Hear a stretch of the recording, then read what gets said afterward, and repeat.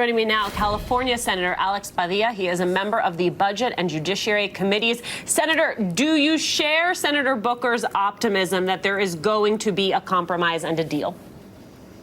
I absolutely share his optimism that this will get done. Both the bipartisan infrastructure package that has already been approved by the Senate and this budget reconciliation measure, which is even bigger, a more ambitious but necessary investment in our nation's infrastructure. And I just want to remind folks that are watching the drama in Washington, it seems like it's falling apart. We have some holdouts. Is the number going to come down? This and that.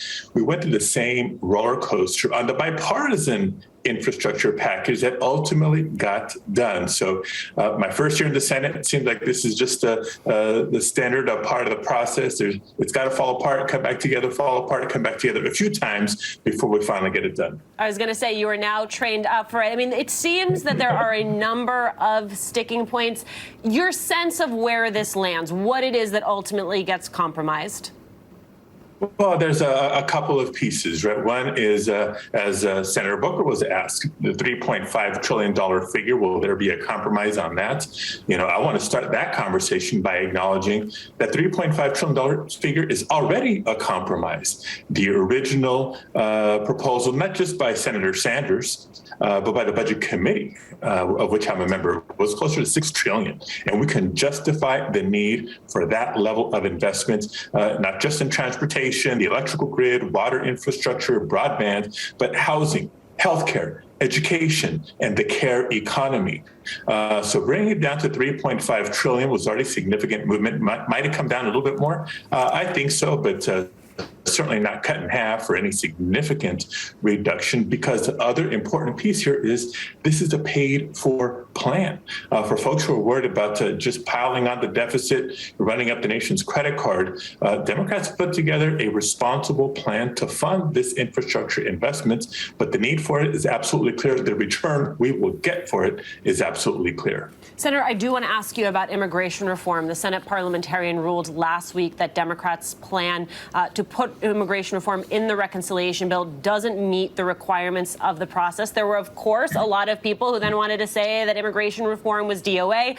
Advocates, you have always said there are multiple paths forward. Can you give us a sense of where this goes from here and what the CHC is prepared to do to make sure that Senate Democrats deliver a policy victory?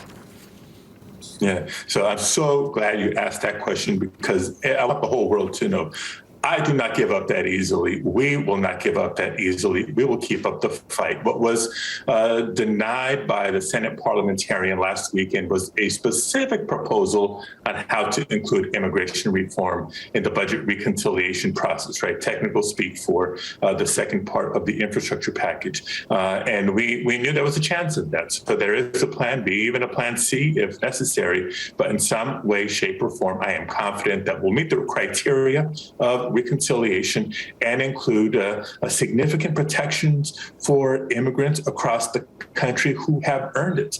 At least, as you know, approximately 12 million undocumented immigrants, adults who have been here on average for 18 years, working, paying taxes, raising families, buying homes, contributing to the strength of our economy, and by extension, the federal budget. 5 million of them, by the way, working in essential jobs during this pandemic. So yes, they absolutely deserve to live without fear of deportation. And I'm confident we're going to be successful before the end of the day. And it's also just time to get something done. Senator, you and several of your colleagues, along with Representative Cori Bush of Missouri, introduced the Keeping Renters Safe Act last week to protect tenants facing eviction. I want you to talk to me about that, especially in light of what we watched happen with sort of the first round of aid that came out, where what we watched was it get wrapped up in a lot of bureaucracy, right? There was all this funding that was supposed to make its way through, and it seemed though a lot of states were sort of holding it up. How do you avoid that problem moving forward? Yeah, well, we certainly have to improve upon it, but let's not lose sight of the millions of families across the country who were spared, who benefited from the initial assistance and did not end up on the streets because Congress acted through eviction moratoriums and direct assistance to families, rental assistance, mortgage assistance, et cetera. So we need to continue to get the money quicker from the federal treasury into the bank accounts of the families who need it. But at the same time, recognize that this pandemic is nowhere near over. Unfortunately, we were hoping to be in a much better place. The Delta variant had other ideas. And so we need to continue the assistance, and that includes an eviction moratorium. We urged the president to move administratively. He did. This Supreme Court, and don't get me started about the Supreme Court, but this Supreme Court shot it down. And so we have introduced legislation to formally grant authority to the Secretary of Health and Human Services, Secretary Becerra, and his successors with the authority to be able to establish those protections during public health emergencies. You know, folks in the medical space, first thing they learn as a doctor is first do no harm. And so in the middle of a pandemic, this is not the time to push working families out of their homes and onto the streets. All right, Senator Padilla, thank you so much for your time.